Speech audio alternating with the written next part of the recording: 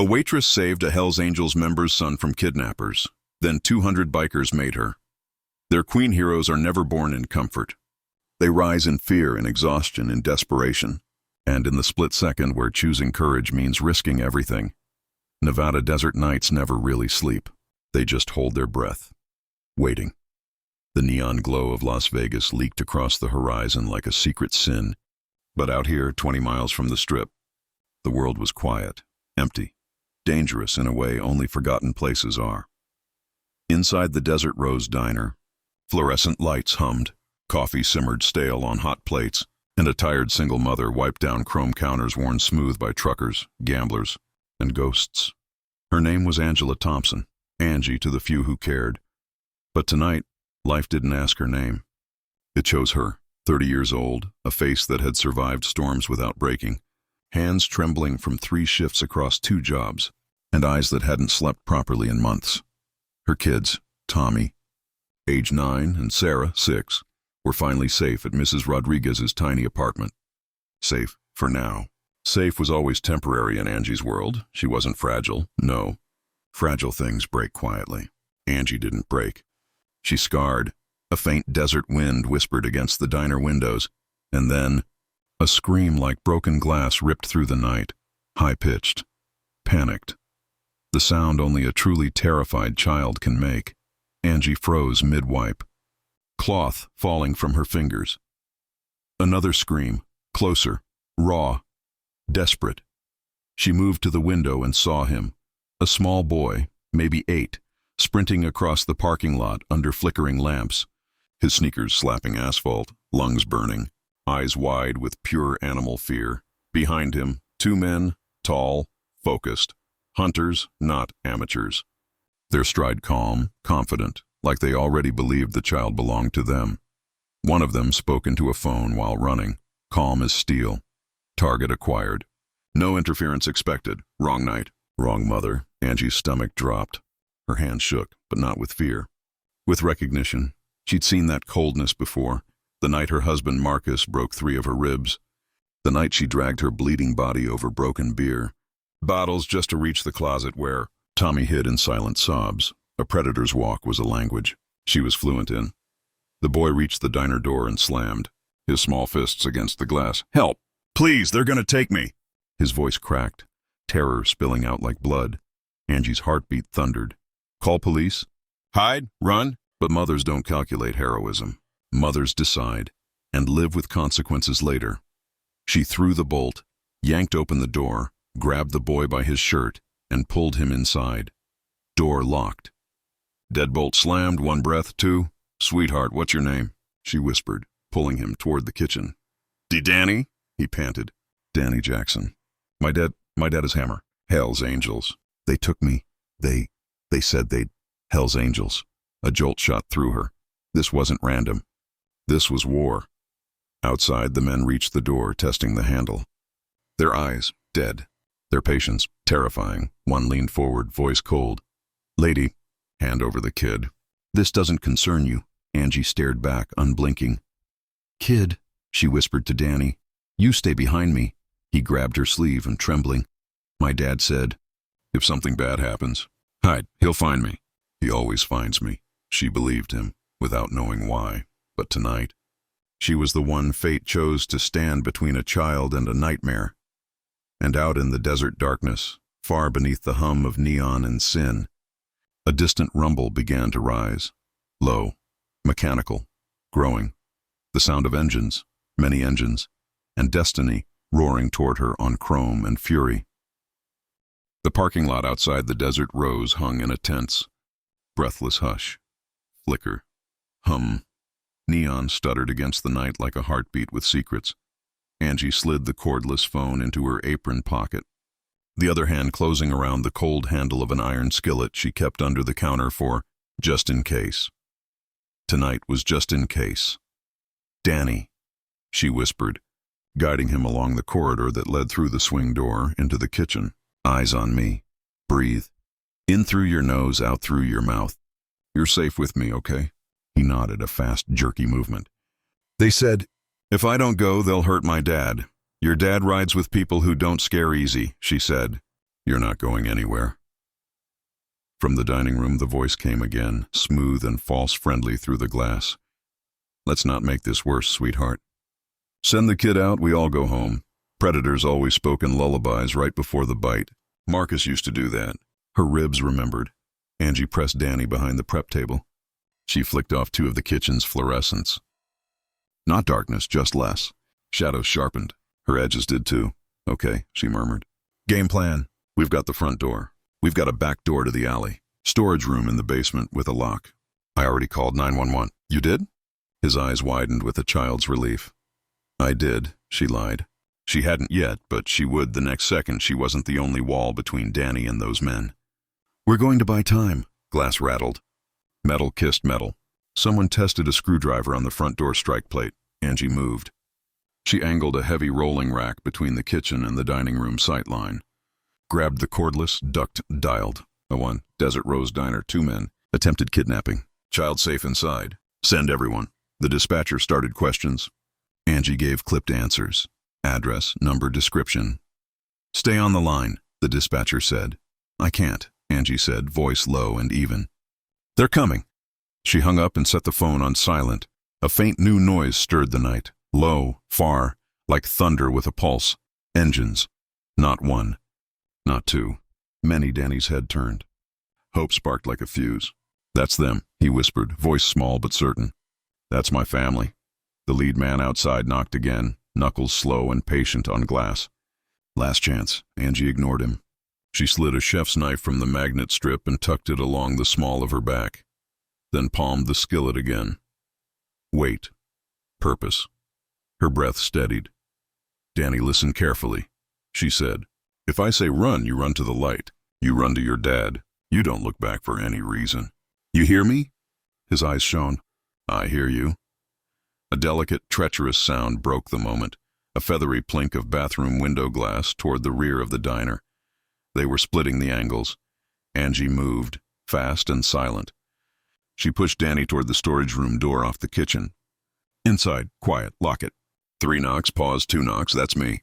He hesitated. What if, trust me? Her voice carried a power she hadn't felt since before Marcus.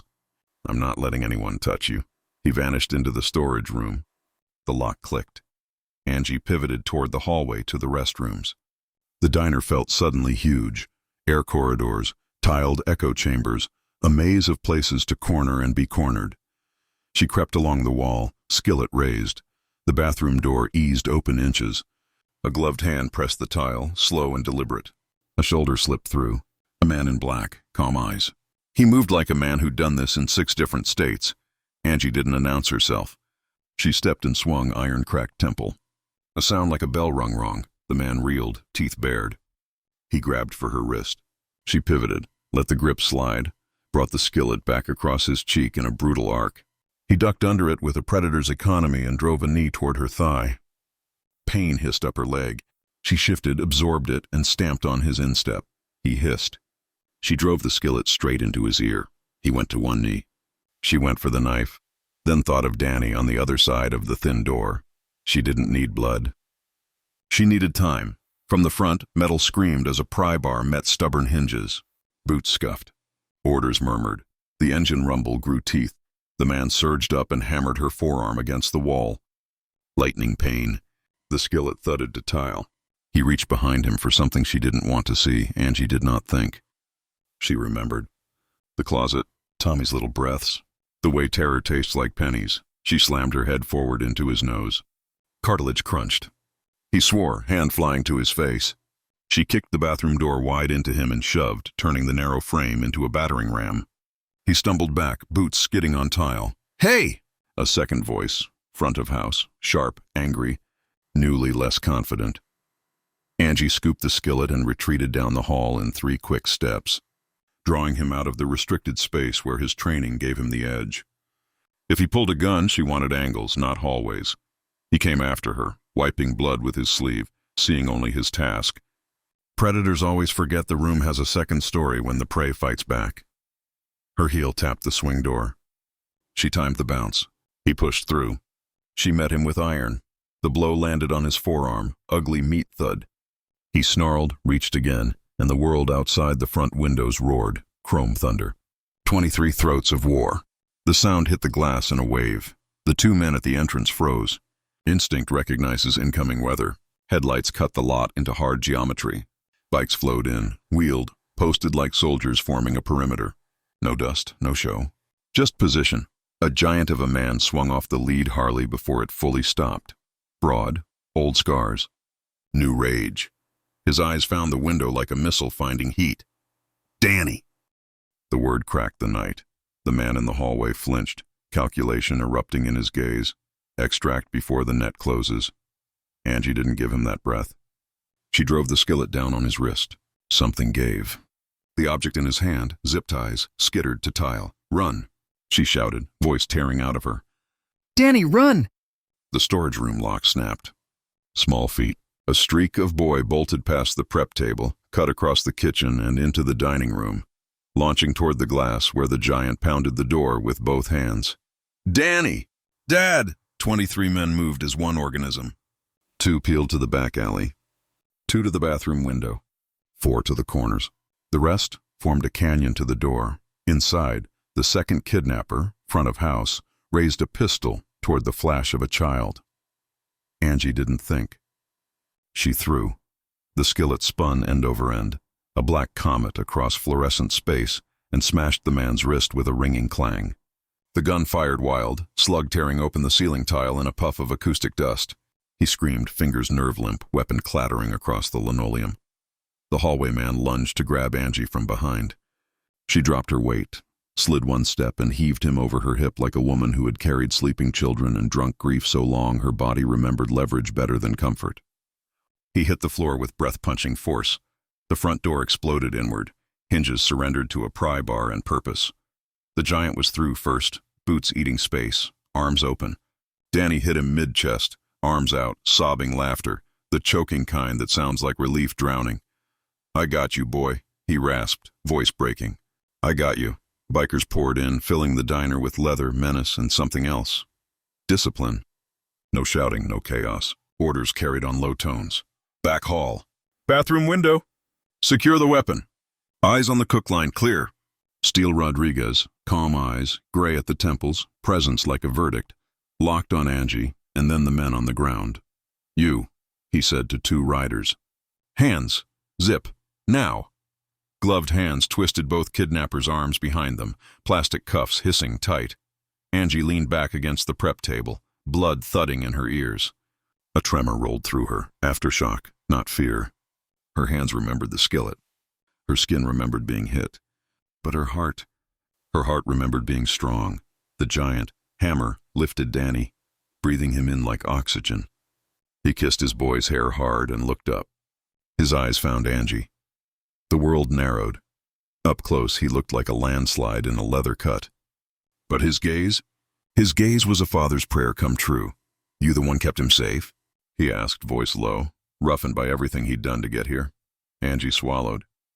He kept himself safe. I just held the door. The faintest smile ghosted the edges of his rage. Then you held the world. Sirens began to gather on the far edge of the desert, faint, then louder. Another set of headlights rolled in, unmarked SUVs with government posture. Steele didn't blink. He was already assigning lanes. We'll do this clean, he said to his men. Cameras up, hands visible. No one gets clever. Hammer set Danny down but kept a hand on his shoulder like a tether to reality. He stepped to Angie, not too close, not crowding. The way a big man learns to approach a smaller life that just saved his own. What's your name? He asked. Angela. Her voice came out steadier than she felt. Angie. Angie, he repeated, as if committing it to a place inside his chest he didn't let many things touch. You got any idea what you just did? She looked past him to Danny, who clutched his father's vest and mouthed, "Thank you," with a face that would live in her bones forever. Yeah, she said softly. I think I do. The front lot flooded blue, red, blue. Doors slammed. Commands echoed. A woman with an agent's stance and a paramedic's eyes stepped through the crowd, hands open, voice level. Federal Agent Sarah Martinez. Everyone stay calm. The kidnappers went still under leathered knees. One of them looked up at Angie with hate, then at the ring of men around him, and the hate cooled into arithmetic. Suddenly, he was just a man who had bet wrong. Agent Martinez's gaze took in the scene in a sweep. The man with the broken nose, the gun on the floor, the boy pressed against his father, the waitress with a bruise blooming on her forearm and grease on her cheek, standing like a lighthouse in a storm. "Ma'am," the agent said to Angie, stepping closer. "Are you hurt?" Angie opened her mouth to say no, and the adrenaline slipped its leash. Her knees trembled. Hammer's hand, huge, warm, sure, was under her elbow before she fell. "I'm okay," she said quickly. "Just tired." "Paramedics are 2 minutes out," the agent said. "We'll need statements." Steele nodded once. "You'll get them." Hammer didn't take his eyes off Angie. The kind of look that weighs debt and gratitude and the shape of a new world. "Anything you need," he said quietly. "You and your kids." Angie blinked. How did you—" "Your hands," he said. "The way you moved. You fight like a mother." Outside, the engines idled like patient beasts. Inside, the night exhaled. For the first time in years, Angie felt the floor beneath her feet as something more than a thin promise. It felt like ground. "Danny," Hammer murmured, dropping to one knee so he could look his boy in the face. "See that lady? That's a warrior. You remember that word. You treat her like royalty." Danny nodded so hard his hair bounced. "She's the queen of the diner," he said with solemn certainty. Hammer looked up at Steele. Steele looked at the men. A grin passed like a spark. "Nah," one of them rumbled. "Boys like us don't do small crowns." A murmur rolled through the chapter, warm and dangerous. "Desert Rose," Steele said, tasting the words. His gaze came back to Angie. "Tonight you wear our protection." Outside, the sirens finally arrived. Inside, a coronation seed fell into the soil of a woman who had forgotten she could bloom. And somewhere far from the diner, in a room full of men who drew maps with other people's children, a phone vibrated with bad news. The desert remembers. So do mothers. So do bikers. And the night had just chosen sides. Dawn bled slow across the Nevada horizon, spilling bruised purple into gold. Las Vegas shimmered in the distance like a lie you wanted to believe. Inside the Desert Rose diner, time hadn't moved the same. It pulsed, tense and sacred, like church after a miracle and before a funeral. Police radios crackled. Federal agents whispered into earpieces. Paramedics checked vitals, and 23 Hells Angels stood like war monuments carved from leather and loyalty, refusing to blink or breathe wrong until the world acknowledged what had happened here. Angie sat on a diner chair, ice pack on her wrist, adrenaline hollowing out her bones. She wasn't shaking. She was coming back into her skin.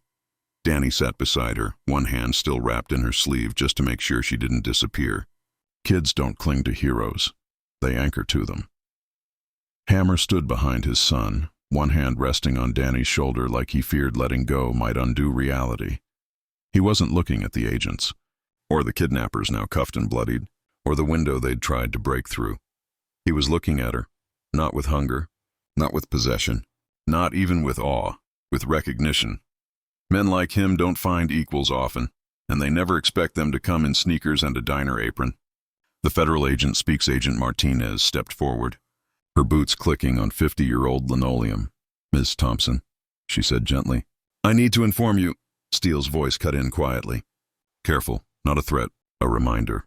This woman is under a nation's worth of protection, if that nation is measured in motorcycle horsepower and reputation." Martinez exhaled. She wasn't intimidated. She was navigating a minefield.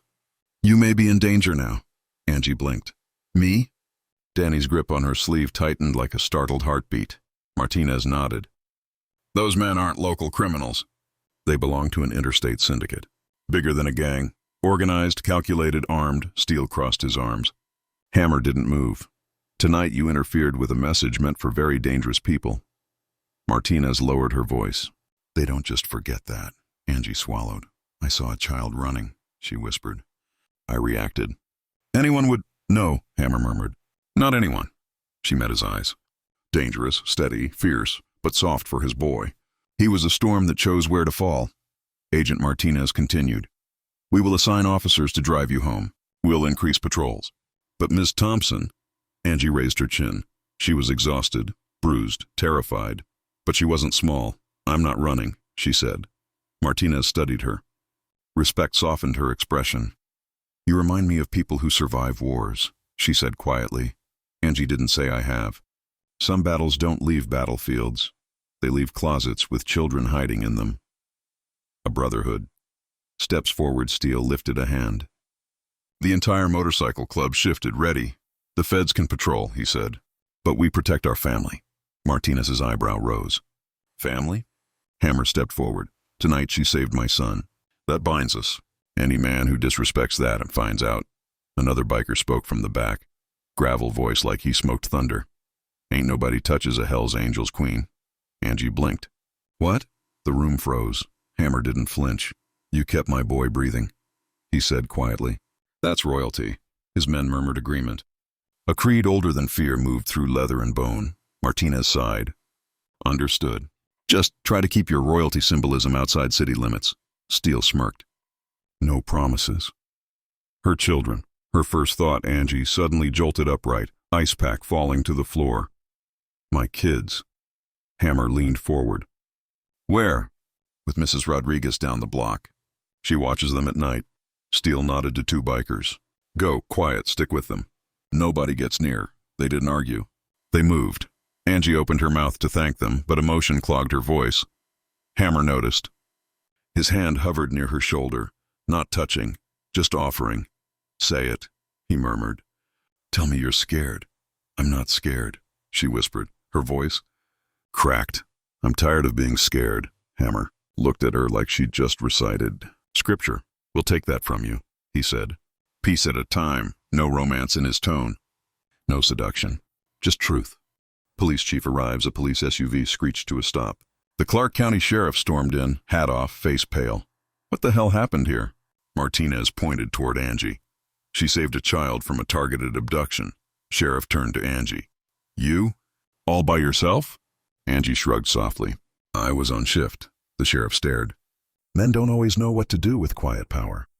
The broken man, one of the kidnappers, face bruised, nose crooked, pride shattered, looked up at her. You don't know what you've done, he hissed. Angie met his gaze. Her voice didn't shake. You don't know who I am. Hammer smiled. Steele laughed under his breath. Oh, she's one of us. A new reality. Paramedics cleared her wrist. Agents processed the scene. Police questioned everyone. The diner emptied slowly until it was her, Hammer, Danny, and the hum of sunrise beginning. Danny tugged her apron hem. You didn't let them take me, he whispered. Angie knelt. Her hand cupped his cheek like she'd known him since birth. Nobody takes a child while I'm watching, she said softly. Not ever, Danny's eyes shimmered. Kids feel truth deeper than adults. Hammer swallowed hard. You ever need anything? Anything at all, he said, voice thick. You call for Hammer. I don't have your number, she said. He tapped Danny's vest, a small embroidered patch over the heart. You do now. The patch read, Hell's Angels, Nevada Blood Rides. Family stays. Angie didn't realize it yet, but her life had split in two tonight, before the knock on the glass, and after the roar of engines in the dark, and every choice would echo louder now, in smoke, in chrome, in brotherhood. She had saved a prince. Now a kingdom was choosing its queen. Dawn peeled the night off the world like a tired bandage, revealing a gray-gold sky and a diner full of ghosts. Police tape fluttered in the desert breeze. Busted bathroom window. A dent in the tile where a skillet had hit bone. Blood flecked on a napkin dispenser like a signature of chaos. Angie stood outside, arms wrapped around herself, breathing the cold desert morning. The diner lights hummed behind her, the same sound as every morning. But nothing was the same. Her phone buzzed. Mrs. Rodriguez. Kids are asking for you, mija. All okay? Angie exhaled, slow, all okay. Coming now. But before she could step off the curb, Hammer's voice rumbled behind her. Not alone. She turned. He wasn't giving orders. He was stating facts. There's a difference. Command takes power. Truth just is. Two bikes idled near him. Chrome idle. Low growl. Engines like patient wolves. Hammer nodded toward a matte black SUV waiting nearby. Engine running, window cracked. Ride with Steele. We follow. Angie blinked. You don't have to. Hammer stepped closer, eyes steady. No, Angie. You don't have to do anything. You already did everything. He let that sink in. You saved my boy. Now we make sure no one comes for yours. Something inside her chest always wound tight, loosened. A knot untying for the first time in years. The escort inside the SUV, Steele drove in silence at first. He wasn't a talker. He was a conclusion. After a mile, he finally spoke. You ever been protected before? Angie stared out the window. The morning sun glinted off motel signs, pawn shop glass, a billboard promising miracles for $99. My father tried, she said quietly. Marcus pretended, Steele nodded slowly. Men who pretend at strength always fear the ones who don't. She swallowed hard. He wasn't wrong. You got out, he added. That takes more guts than this whole damn situation. Angie's breath caught. Most people looked at her life and saw survival. These men saw courage. That was new. The apartment. They pulled into her apartment complex. Cracked pavement. Flickering stairlight. Tired stucco walls. Two Hell's Angels were already there, leaning on their bikes like judgment made of muscle and metal. They nodded at Steele, clear. Angie didn't know whether to be shocked or relieved. Kids ran past kicking a half-flat soccer ball, freezing when they saw the bikes. Then waving because kids judge by energy, not leather. Mrs. Rodriguez opened her apartment door with her robe, half-tied and rollers still in her hair. Dios mío, she whispered when she saw the bikers, and then she saw Angie's bruised arm, and her face. Changed. What happened? Who? Angie hugged her, voice low. Later, just... Thank you. Tommy and Sarah flew at her legs. Mom, you were gone so long. Tommy's voice shook. He remembered the night in the closet. She kissed both their heads, inhaling the warmth, the shampoo, the everything that mattered. Hammer stood by his bike, watching, not intruding. Kids stared at him. Tommy whispered, Mom. Who is that? Hammer kneeling to a 9-year-old wasn't something the world expected. But he did. Slow, respectful. A man doesn't kneel to be small. A king kneels to show loyalty. I'm a friend, he said gently. Your mom saved someone important. Now we're here to make sure nobody bothers you. Sarah tilted her head, fearless. You have a loud motorcycle. Hammer smiled, genuinely. Yeah, kinda comes with the jacket. Sarah considered him. Do princesses get jackets too? Hammer looked at Angie. Something warm flickered there. Dangerous in a safer way. Queens do, he said softly. A new home 10 minutes later, Steele handed Angie a key. This address. 3 bedrooms. Safe neighborhood. Rent paid for a year. Angie froze. I can't accept. Hammer stepped closer. You didn't ask for anything. You earned everything, but I didn't do it for reward. Steele leaned against the SUV door. No one who deserves loyalty ever does. Angie's breath hitched. She had begged for safety once in her life, married it, and paid hell for believing in the wrong man. Now safety was being offered without strings, except loyalty. And loyalty wasn't a chain. It was armor. Then the phone rang. Her phone buzzed. The name on screen crawled under her skin like poison. Marcus. Incoming. Call. Angie's fingers went cold. Hammer saw it. Steele saw it. Both stilled, posture shifting. Predatory, protective, patient. X? Steele asked. Angie nodded stiffly. He doesn't like letting go. Hammer didn't raise his voice. Quiet power is louder. You want to answer it with us here? She shook her head. No. If I answer, he'll think he's still in control. Hammer nodded like a man who understood that battlefield too well. Then don't, he said. And he'll learn he isn't. She declined the call. Blocked the number. Her hand shook, not with fear, with liberation. For the first time in years, deciding not to fear someone felt like breathing again. Hammer's voice was low, almost reverent. That's the sound of freedom. A moment before the storm, as they escorted her and the kids to pack essentials, Steele's radio crackled. Movement on the Scorpion's side.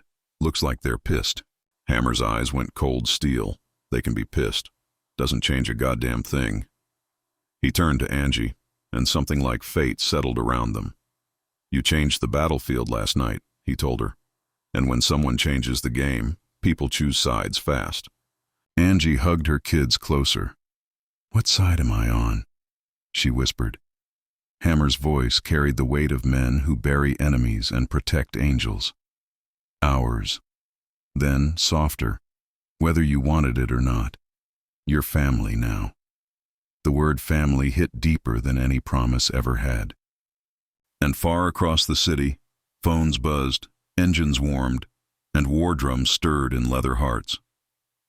You don't save a biker's child and walk back into your old life. You rise into a new one. A queen doesn't get to go home. She gets a throne, even if she doesn't know she's sitting on it yet. The safe house didn't look like safety. It looked like a miracle someone forgot to explain. Green lawn, white porch railing, soft beige siding. Kids' bikes leaned against the neighboring fence. The kind of place life gives to people born under safer stars. Angie stood on the walkway holding Tommy's hand, Sarah pressed against her leg. The weight of "is this really for us?" hung thick in her chest. Hammer parked his bike first, engine cutting with a final growl. The rest followed, bikes fanning around like a protective crescent moon. A biker shield, a mother with children at the center. It felt unreal.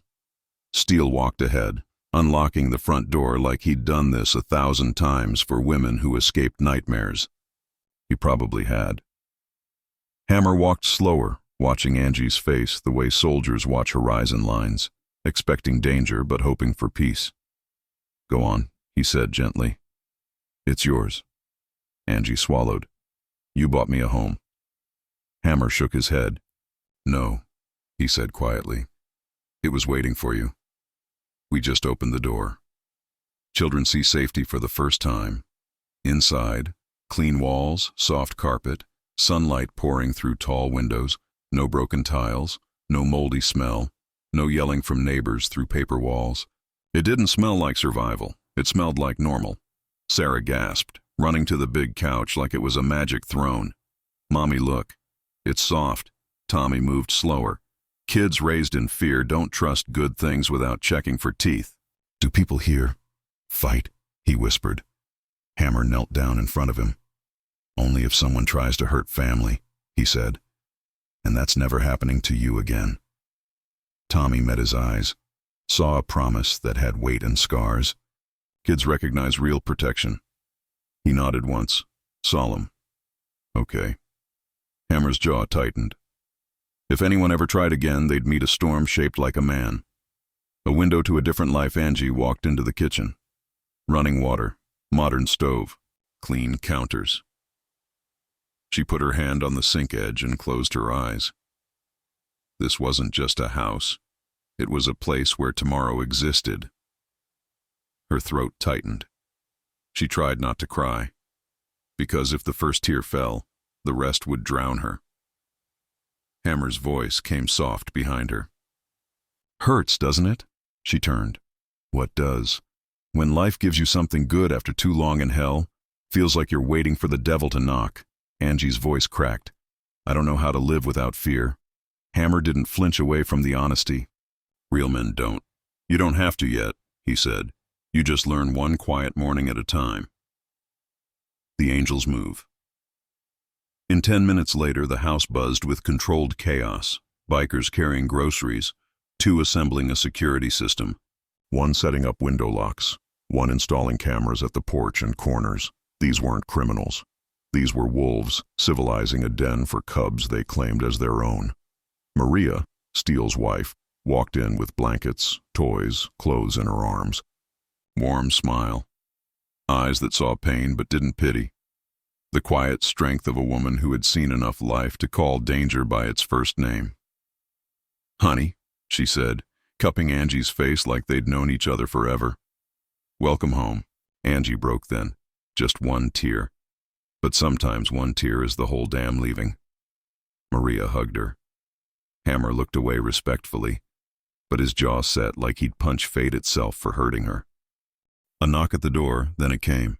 A knock, sharp, urgent, not friendly. Every biker in the house froze mid-task. Hands moved to belts. Leather creaked. Silence thickened. Steele's voice cut through low and sharp. "Positions."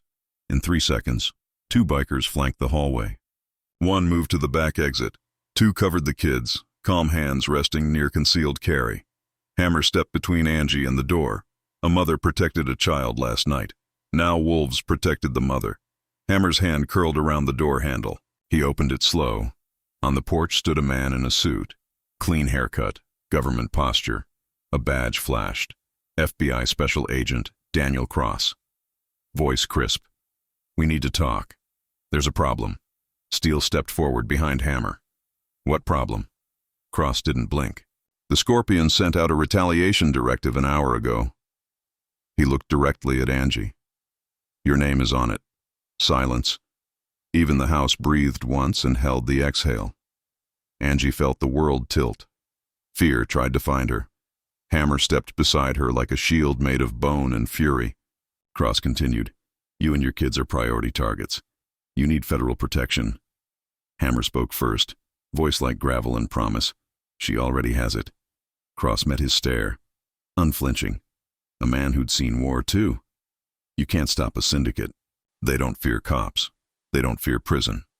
Steele smiled, slow, like a man remembering violence fondly. "They fear something." Cross studied them, realizing something dangerous. The difference between a lawman and a biker wasn't morality. It was method, and this method didn't file paperwork. "They fear us," Steele finished. Hammer's voice was iron. "She stays with us." Agent Cross exhaled through his nose. "Then prepare. Because they're coming." Hammer didn't flinch. "We're already ready." The biker oath Steele turned to Angie. "Listen to me," he said, tone solemn. "There's something you need to know." The bikers stepped closer, forming a circle around her and her children. He continued, voice like ceremony. "When you save one of ours, you become one of ours." He looked at each rider. They nodded. This was not improvisation. This was ritual. We don't abandon our own. He lifted 2 fingers, oath sign. We ride. We fight. We bury threats. We protect family until death. Hammer's hand rested lightly on Danny's shoulder. Steele's voice dropped. "And now we protect you." The circle closed, not trapping her but crowning her. Angie's heart pounded. Fear didn't disappear. It just shrank in company of giants, she whispered, voice shaking but fierce. "What if I'm not strong enough?" Hammer stepped closer. "You were strong when no one saw. Now you don't have to do it alone." He paused. "Let someone be strong with you." The wolves had spoken. The danger was real. But so was the loyalty. A queen wasn't chosen tonight. She was claimed.